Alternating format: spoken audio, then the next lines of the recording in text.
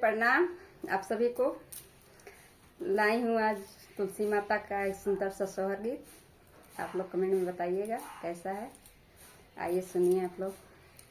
अंगना में बेदिया बनाई ले तुलसी लगाई ले तुलसी लगाई ले हो सखी तही तरमाई है नारायण मांगन कुछु मांग बहो हे सखी तही तरमाई है नारायण मांगन कुछु मांग बहो सेनुर राज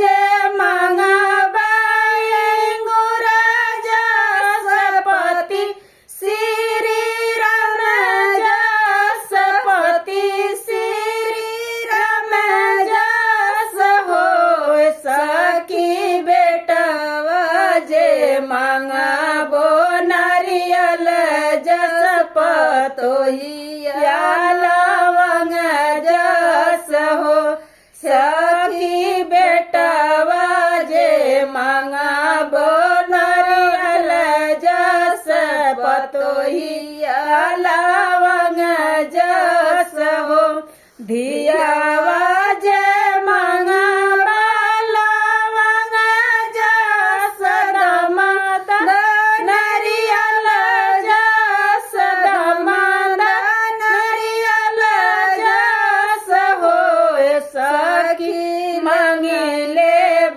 घर में अन धनवाया गन्ना आज नारायण हो सखी मांगी ले घर में अन धनवाया गन्ना आज नारायण हो।